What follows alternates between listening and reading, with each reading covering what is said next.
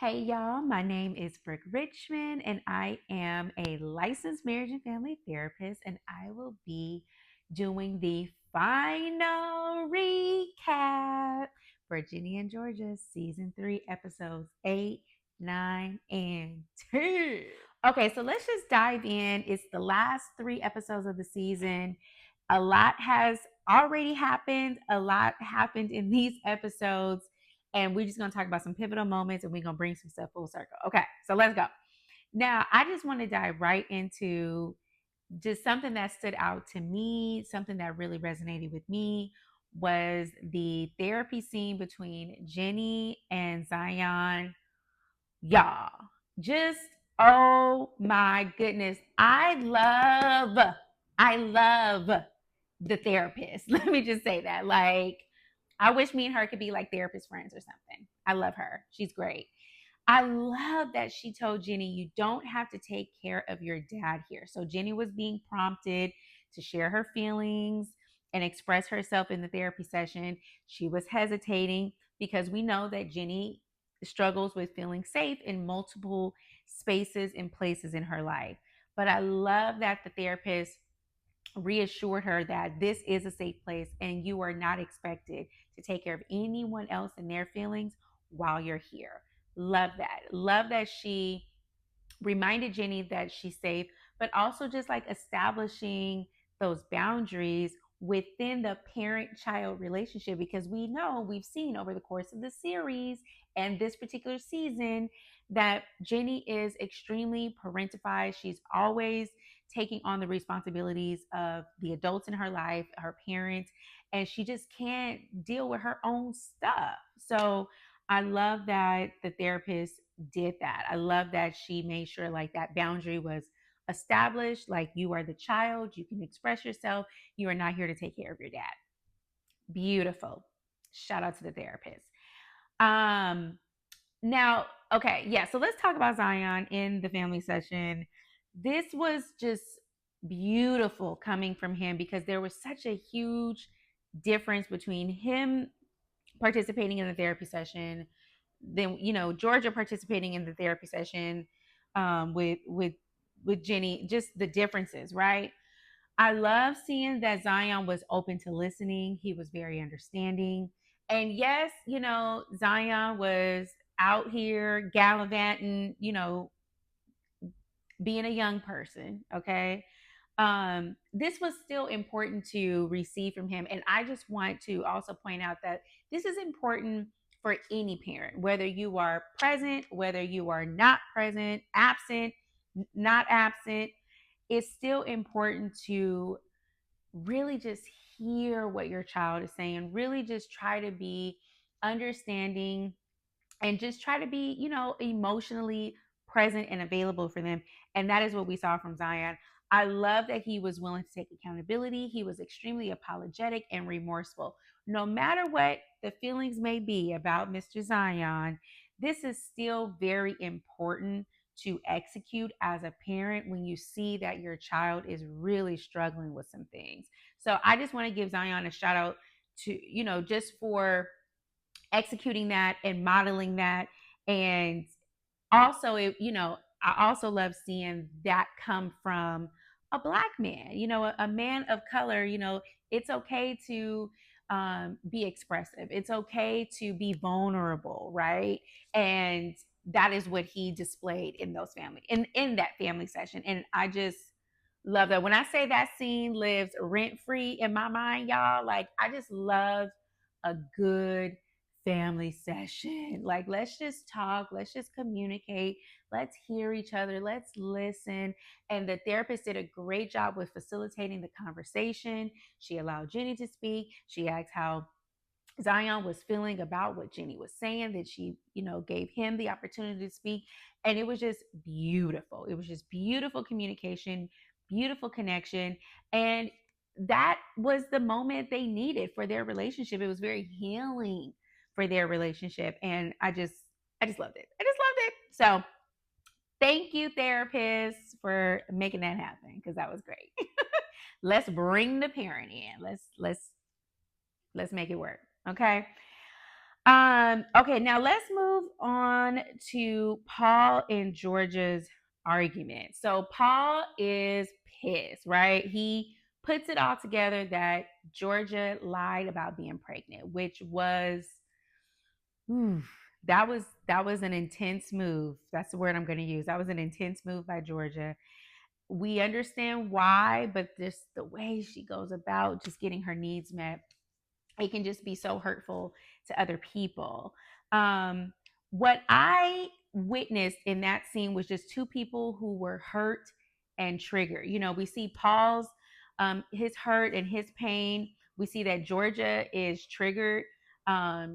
We understand now that we've watched the series in this particular season, we understand that Georgia is triggered by feeling abandoned. She's triggered by feeling neglected. I wrote she's triggered by just even feeling alone. And as you can, if you remember, the statement that they keep referring back to or keep, just coming back to is like love is, sticking it out with this person through the hard times. And I think that Georgia really holds on to that, and she's now even embedded that in the kids' heads is because of what she's experienced, because of her own trauma, right? Her mom was on drugs. She was, using various substances. Her stepdad was using, and he was abusive. And so she just didn't grow up in a home where she felt loved, where she felt seen, where she felt cared for, where she felt important and valued. And so now this is how she's approached the relationships in her life. Um, so because we see these two people, Paul and Georgia, they're both dealing with their things in different ways. I wanted to point out that Georgia, she's going into that trauma response, something that I've mentioned previously, that fight, that trauma response, boom, I'm ready to fight. And we see that she does this emotionally, not so much physically, like I'm about to hit somebody, but emotionally she becomes defensive, and she pushes Paul away. She pushed him away and, told him to leave. I think that was episode, I think 5 or 6 or sometime during the season, y'all. But she pushed him away. And she does this because she wants to protect herself. This is her defense mechanism. This is her trauma response. This is how she has developed. These are the tools that she's developed to keep herself safe, right? To keep herself safe emotionally, to keep herself safe physically. But this is not always helpful or even necessary in certain relationships. We see Paul's triggered. I wrote here that Paul is triggered by feeling used and manipulated. And so, something that I've thought about with Paul over the course of this particular season is what he stands on. Like, Paul is an honest man, he comes from a good family, and he really, really tried to love Georgia unconditionally. And I think him feeling used and manipulated really triggered him. I think that really hurt him. I think yeah, he just experienced a lot of pain from that. And so in this scene where where they're having this intense argument, all of that is just like coming to the surface for real, for real. They're both saying some hurtful things. Um, Paul even mentioned, like, I loved you and I kind of knew you did what you did, and I still tried to be there with you. And he even talked about how he genuinely loved the kids and wanted to be there for them. Um, but he had to, what I gathered from Paul's character is he had to establish a boundary. Was it hard to watch? Were there things that he did with Georgia that I personally agree with? No.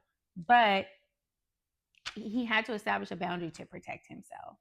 Um, it was not cool for Georgia to, blame Paul for the kids being removed from her care. That, I think that added more to his pain and his hurt. And, now during this argument, they're saying things that, are just hurting each other at this point. Um, yeah, so that was really, really hard to watch, we see that Paul gets extremely upset and he goes in really closely to Georgia. And I'm like, oh my God, please, please don't hit her. She doesn't need to experience any additional abuse. He didn't, but I think he knew, like, I am very dysregulated by being or continuing to be in this marriage, in this relationship, and he had to make some decisions. And that's when we see um the next scene is him, him in a press conference saying that he wants to divorce Georgia. Whew, that, that's hard. That's hard. um Going back to Georgia, again, that trauma response, she goes from fight to flight, fight, she bounces between the two. And we see this when she is watching the press conference and Paul announces wanting to get a divorce, and she goes into that flight mode. Now she's, packing a bag because she's realizing, like, do I really have a chance at winning this trial? Like, I don't have the lawyer anymore. I don't have Paul's support anymore. And those were the two things she was like kind of really banking on to, um, you know, possibly be found not guilty. So she goes into her flight trauma response.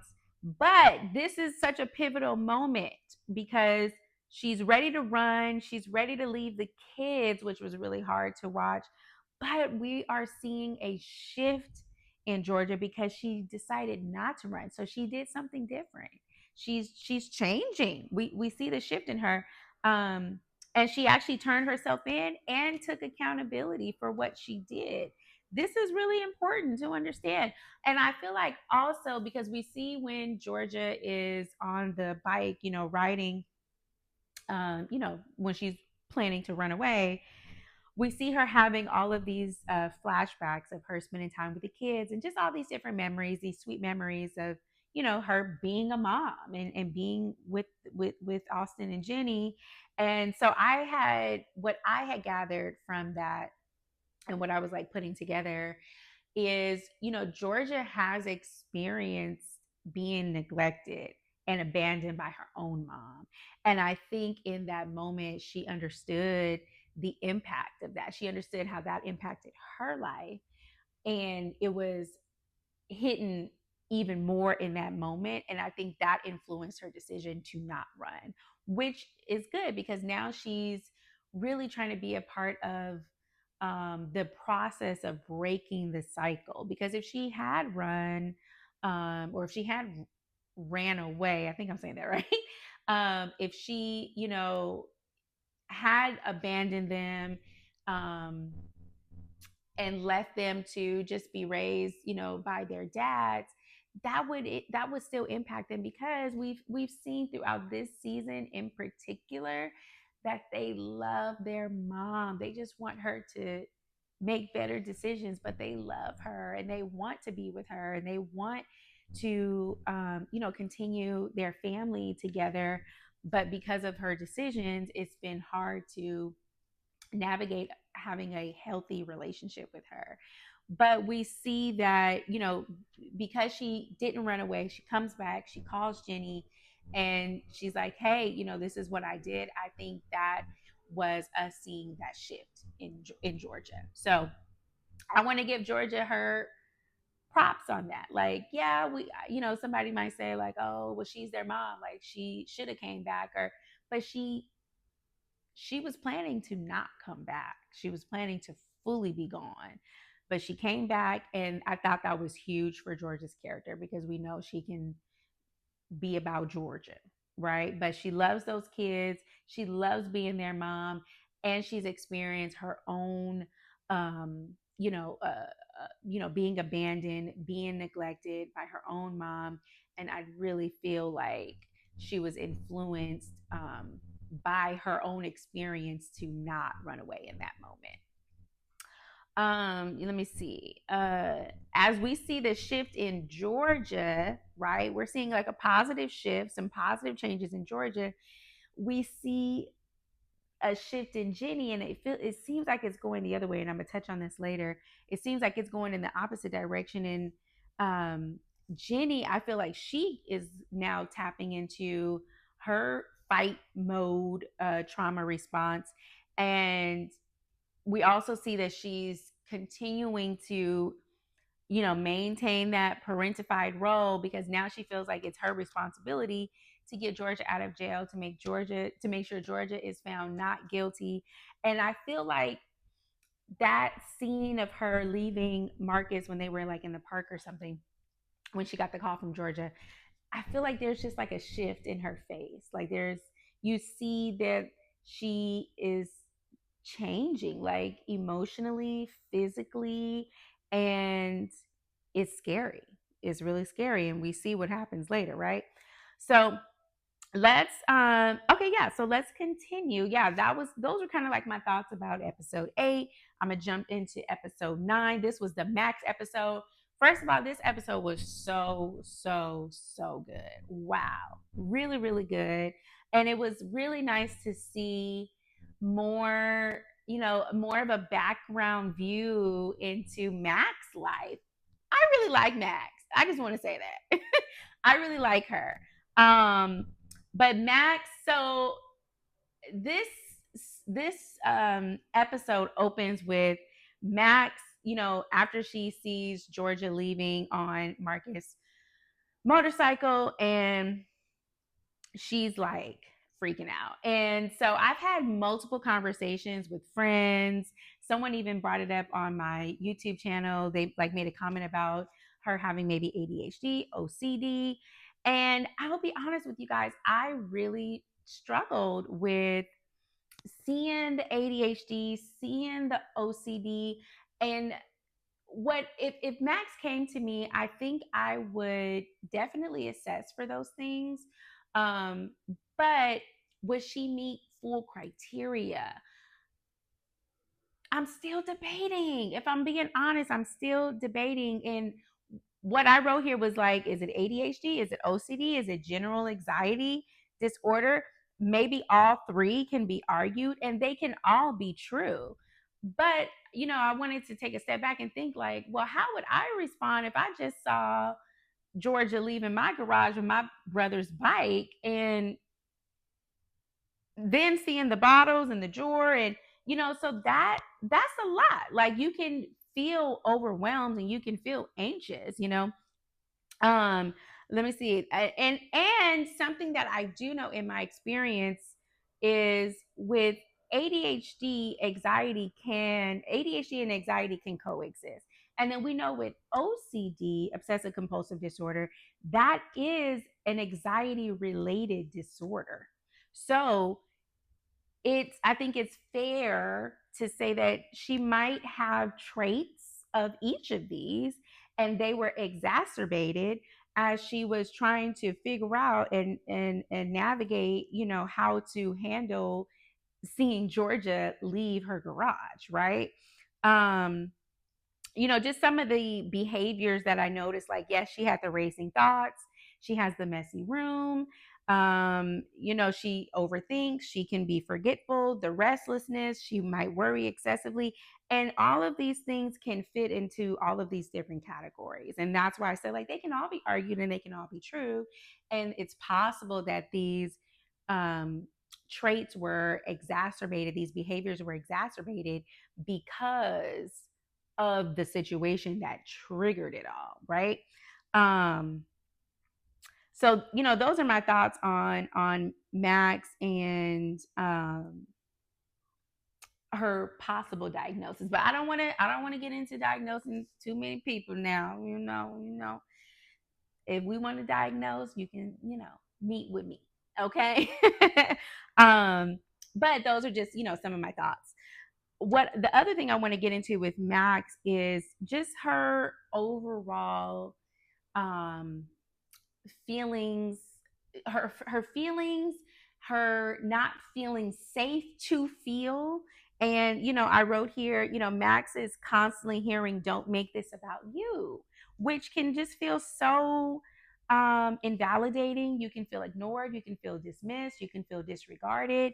And I just wrote here, like, can Max feel, can she be concerned like she means well and she has good intentions. And I think what we learn in this episode too is like she cares and she has a big heart. And this is how she was conditioned to approach relationships, starting with her brother. Ellen, I love me some Ellen, by the way, but Ellen, trained her from a very young age to uh, care for Marcus, to consider Marcus, to check in with him, to include him, right? And so now she's approaching all of her relationships like this because this is all she knows. This is how she was raised and conditioned to approach relationships. um Something else that happened when Max, little Max, little Abby, and little Nora, they're doing the lemonade stand, they're doing a little dance, and Ellen keeps like taking her attention off of the girls, mainly Max, because she's Max's mom. And Max starts to get upset, and Ellen tells her, "Don't have a tantrum." Like that. I'm like, parents, caregivers, grandparents, if whoever you are, if you are taking care of a child, you have to be willing to pour into them in those kind of ways. Max just wanted her mama to watch this dance that she had been working on with her friends. That means a lot to a child. And so, Max, I think over time, she's learned that I have to be seen in other ways. And we see this with her doing the different shows at school, the plays and stuff. And I think that is Max release. I think that's where she's able to feel free and express herself. I think that's her outlet because home is not an outlet. And she even said, later that it's actually really not about me. It's about you. She was talking to Marcus. It's about you. I'm the one who has to be good all the time because mom and dad are constantly worried about you. It's really about you. I'm not trying to make it about me. That's not true. And I think we really see that in this episode that it can't be about her because she's being told to not have a tantrum. She's being told that she is feely or she has too many feelings or she makes a big deal out of everything. And so I think she's um keeps all of that bottled up inside of her, and she releases it when she does her shows, and she likes to be big and grand, and that's beautiful. We love that about you, Max. I like you, Max. I like that you feel, Max. um yeah, and I feel like, yeah, her performances, I wrote here that her performances is where she shines and it's where she feels seen. Okay, we see that during the play that she has this huge outburst with uh the girlfriends, Silver and Sophie, I believe. Yeah, with Silver and Sophie. And she said something about something along the lines of like, this basically saying like this outburst is appropriate. And I feel like she was saying that to herself because she's constantly being told to keep her feelings to herself, or or her feelings are being made to be not that important. She's being Her feelings are minimized, and in that moment, it, like she said, it was appropriate. Silver was um you know helping her brother buy alcohol, and then Sophie was crossing too many boundary lines, and it was just too much. Like she needed to let them know. And um I think I put here, it was appropriate considering her feelings continue to be dismissed and minimized. Boom. See? And she even had said to Brian, which is Bracious boyfriend, love those two, by the way, that she feels like she has to be big and bright all the time and take care of everyone. She's saying all the things. She's letting us know, like, this is how I've had to deal with my feelings. This is how I've had to deal with just who I am. I was raised to be this way, and it's a problem for everyone. And even, I think that was a season 2 or 1, I can't remember now, but when she had a, complete meltdown about Ginny and Marcus dating and Ginny not being truthful about losing her virginity and things like that. They had a conversation, and I think that Max did some self reflection. And since then, she's really been working so hard to be supportive and to be more self aware and, just be more in tune with what's going on around her. And it just seems like everybody held that against her because she, wants to be expressive, and she can be really expressive, and she can express her feelings in a big way. Yes. But at the same time, it's who she is, and I think she really, really struggled with trying to explain that to people. And I feel like the way Maine treated her was not right. They didn't have to isolate her in that way. But I get these as young folks, they're teenagers. They don't have the emotional intelligence yet to understand all of that. But I hope things get better, and I'm gonna get into that, like what I'm hoping to see next season, especially with Maine. Um, Okay, so yes, that's my girl Max. I just want to also mention again that I love me some Ellen. I just feel like she's just so genuine. She's supportive. She's just an overall good friend. She's a good mom. She's a good wife. Like, she just seems like she has a very pure soul, like just a good, beautiful spirit. Is she doing everything right? No, but who does? Nobody's perfect, but she tries, and she yeah, she's just so involved, and she's so invested. And yeah, I just love her. So just wanted to give that quick shout out to Ellen. Okay, let's get into little baby Austin.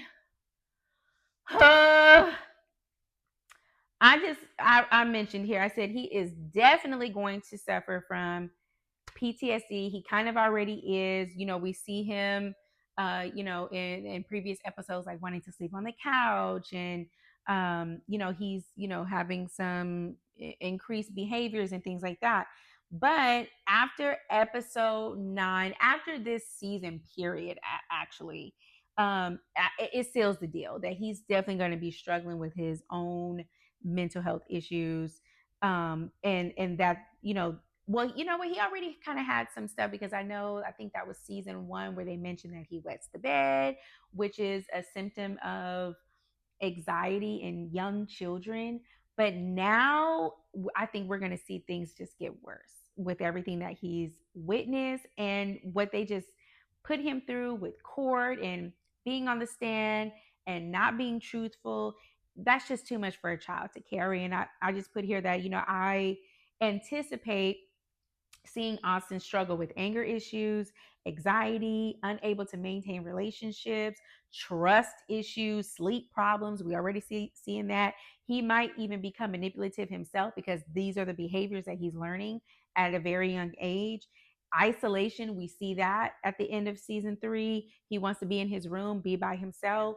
And just overall, I could see him having some issues with depression. And we're starting to see that too.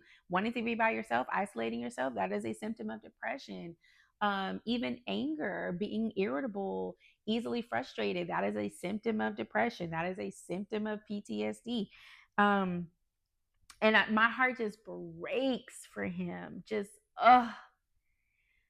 he's just been through so much. You see, it's done took me out. He's just been through so much. And I anticipate to see some of these things from him. If someone came to me and told me, like, oh, this is what's going on with this client, and it was somebody like Austin, I would definitely anticipate to see some of these behaviors. And I just hope that yeah, I hope he gets help. Yeah, I hope he gets help in season 4. Sorry, y'all. And something else I mentioned here was, like, even being back in the house with Georgia, you could see that that was even triggering for him. I don't know if anyone else noticed. I had brought it up to one of my friends that, like, did you notice that even being back in the house was kind of a lot for him and Ginny? But mainly him, like, he kind of looked around and looked in the kitchen where, there was a big moment that took place there. He witnessed his dad being abusive towards Georgia. I mean, yeah, towards Georgia.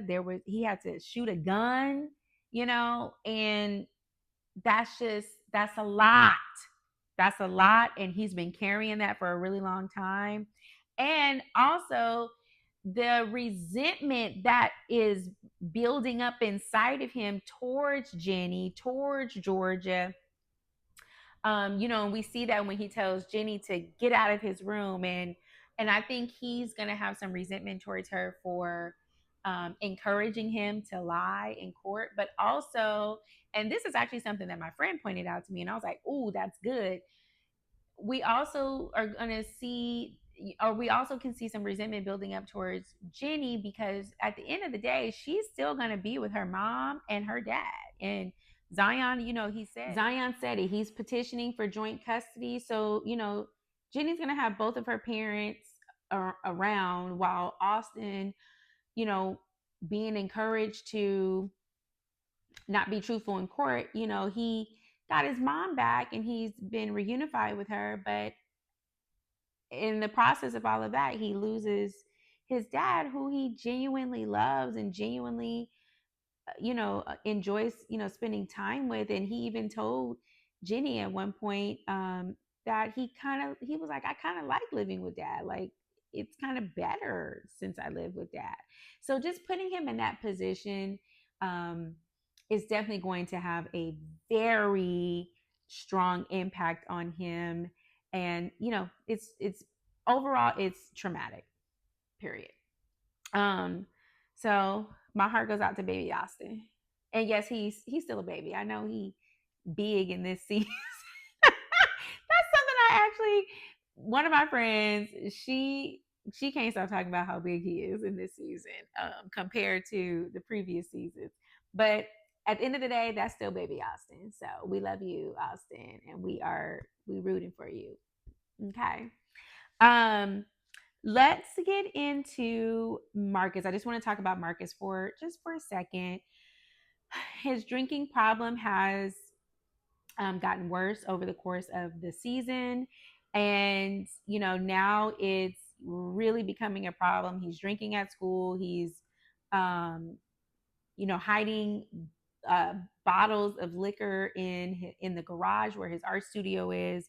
And something I just wanted to point out, and just discuss, is it's so important for parents or caregivers to get the support that they need when they are dealing with or trying to support one of their family members who is dealing with an addiction. And I think a lot of the times that is just not even talked about. Like, oh, all of the support is being geared towards the person who has the addiction, but the family needs support as well. And so that was just something I wanted to highlight, that I'm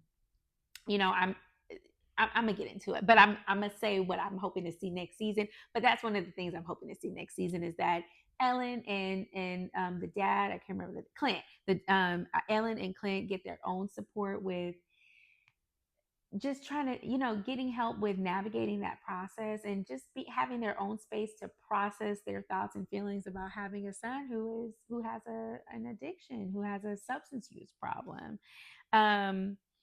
Something else that kind of resonated for me, and just some personal things that I have going on, is, it's hard. Like, I really saw it, like, I guess because I'm so far removed from the show, but I really saw the struggle that Ellen and Clint, mainly Ellen, just how hard it was for her to even wrap her head around the fact that Marcus has this drinking problem.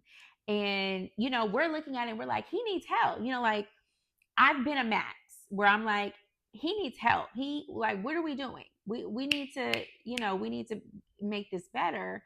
And Ellen was just like, no, like, he just needs to get grounded. He just needs to be in summer school, or, she was doing everything but acknowledging that he had a problem and that he needed help. And I can understand Mac's position as a sister and just being frustrated, because you're seeing everything and you see that that this needs to be addressed. And I personally tend to be like more solution focused. Like, let's let's figure out how we can address this and make it better. But I also was able to empathize with Ellen as Marcus' mom, as a parent, and just struggling with just even like accepting that this is what's happening with your child.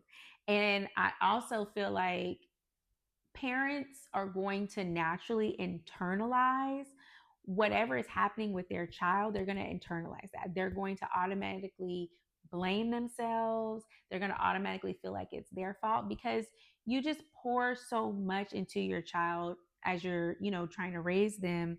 And so the outcome of your child, it is based on you. It is based on what you have instilled in them. And to accept that he has a problem means that Ellen or any parent or caregiver would have to take a look in the mirror and see where where their shortcomings were as a parent, and that's hard too. um, but I do want to acknowledge that Ellen really tried. She tried to help him. She was having him in therapy. She was having him on, meds. She created the art studio. She was checking on him. She was trying to get him out the house. They were having the family nights, the game nights.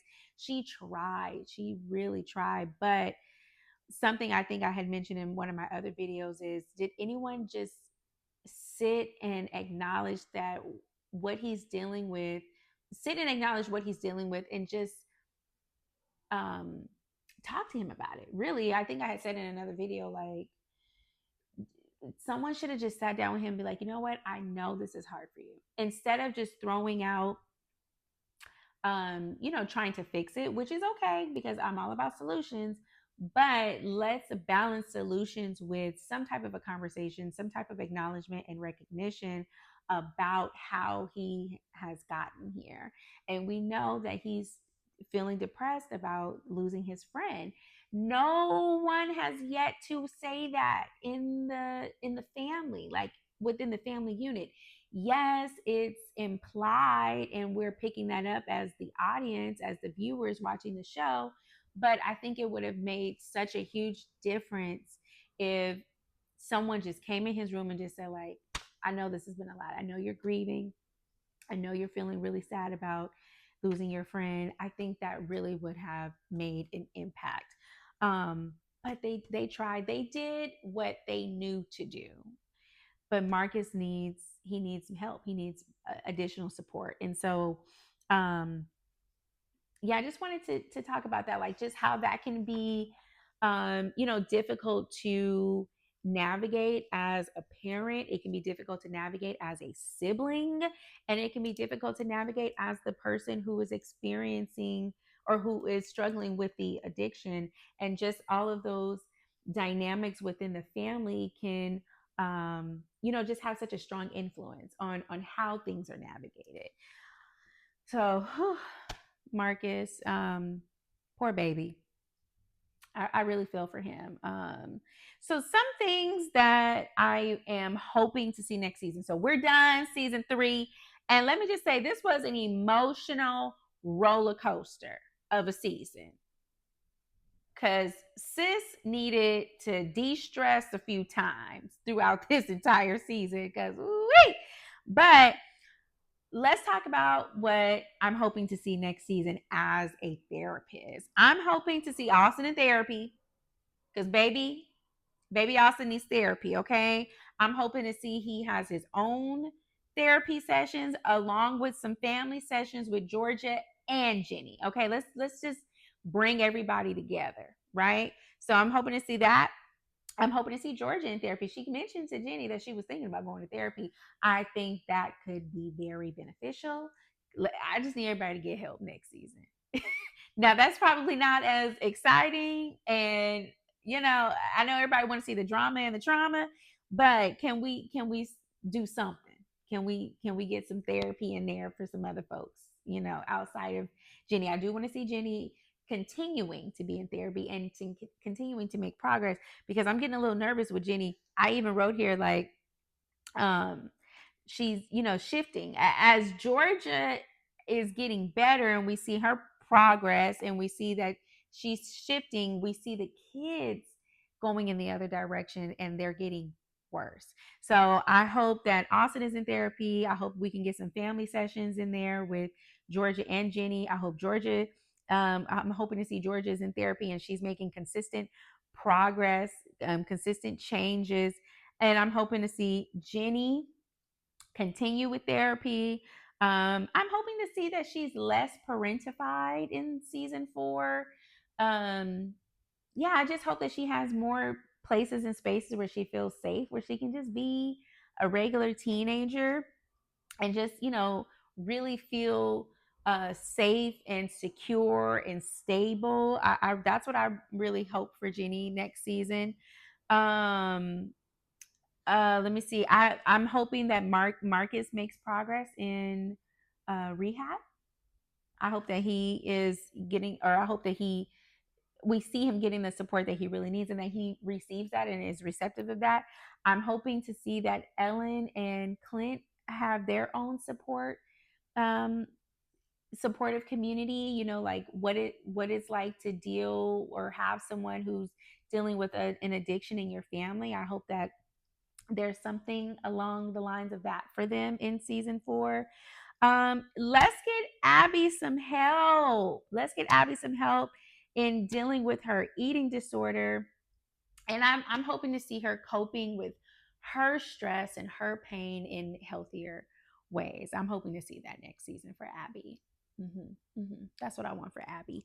Um, I'm hoping to see Max just feeling more seen, just, yeah, feel seen without having to be reactive, right? Like we can be expressive, but we don't have to be reactive. And I think she's had to be reactive, but I'm hoping in season 4 she just learns to be expressive, but she also feels safe to do so. And I hope she just feels seen and understood.